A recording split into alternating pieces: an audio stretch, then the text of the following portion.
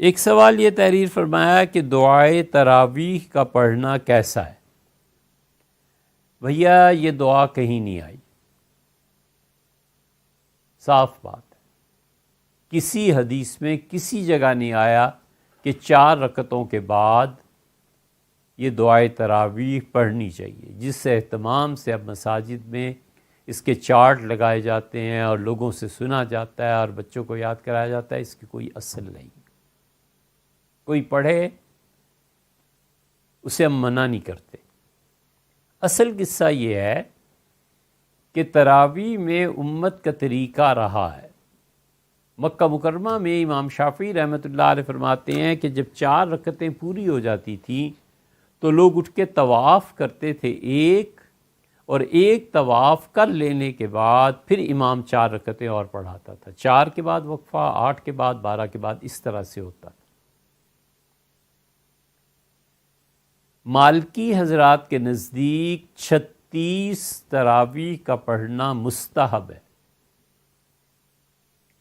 اور امام مالک رحمۃ اللہ علیہ کی موطا کے شراح کہتے ہیں کہ ہمارے اس شہر میں لوگ 36 رکعتیں پڑھتے ہیں تراویح کی، کہ 4 رکعتیں جب پوری ہو جاتی تھی تو مسجد نبوی میں ایک نفل 50,000 کے برابر ہے، تو اٹھ کے 4 رکعتیں اور پڑھ لیتے تھے اپنے طور پہ، پھر امام 8 رکعتیں 4 اور پڑھانے کے لیے کھڑا ہوتا تھا، تو یہ 4 سے فارغ ہو چکے تھے، امام پھر 4 پڑھا دیتا تھا، پھر یہ اٹھ کے اپنے 4 نفل پڑھ لیتے تھے، تو 20 تو تراویح ہو گئیں، اور ہر چوکے کے بعد جب 4 رکعتیں اس سے پڑھی تو 16 یہ ہو گئیں، 36 رکعتیں تھیں۔ کہ اس سے بہرحال کم عبادت ہے جو اہل تشیع کے ہاں۔ اہل تشیع کو اب تو کون کرتا ہوگا عبادت؟ 1000 رکعتیں پڑھنی ہے دن اور رات میں، تراویح نہیں، 1000 نوافل پڑھنے ہیں۔ تو 36 رکعتیں مدینہ منورہ میں ادا کی جاتی تھی، اہل مکہ اور اہل مدینہ۔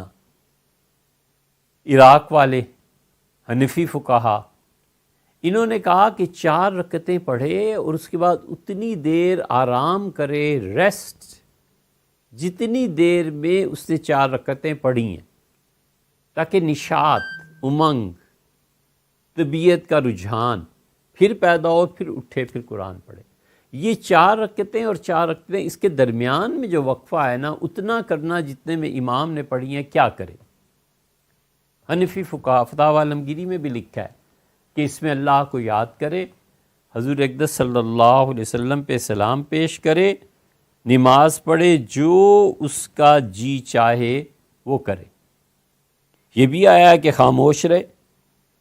وہ جو تراویح پڑھ رہا ہے اس کی اپنی مرضی پہ ہے، تو تینوں مکاتب فکر ہو گئے، مکی، مدنی اور کوفی۔ حنفی فقہا نے ظاہر ہے اس کو کہا ہے کہ تمہارا اختیار ہے، جو بھی کرو۔ تابعین، بڑے بڑے اکابر رحمہم اللہ مدینہ منورہ میں یہ کرتے تھے، بڑی ہمت تھی۔ 20 رکعتیں امام کے پیچھے اور 16 رکعتیں ویسے پڑھتے تھے، 36 رکعتیں پڑھتے تھے۔ یہ تابعین کے دور میں بھی تھا رحمہم اللہ۔ 4ویں 5ویں صدی کے بعد بزرگوں نے کہا لوگ چپ کر کے بیٹھے رہتے ہیں، گپے مارتے ہیں، چلو یہ اللہ کی تعریف پہ مشتمل کچھ فکرے جوڑ دو، یہی پڑھ لیا کرے۔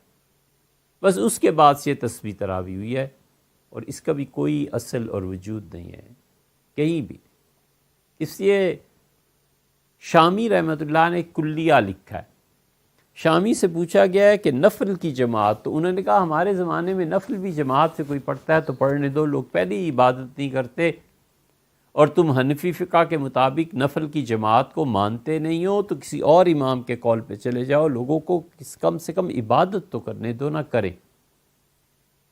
اس اصول کے تحت کوئی بھی 4 رکعتوں کے بعد یہ بزرگوں کی جمع کی ہوئے 2-4 فکرے پڑھتا ہے، ہم کہتے ہیں چلو کچھ تو پڑھو نا، کچھ تو اللہ کی تعریف کرو، ورنہ اصل میں یہ چیز ثابت نہیں ہے۔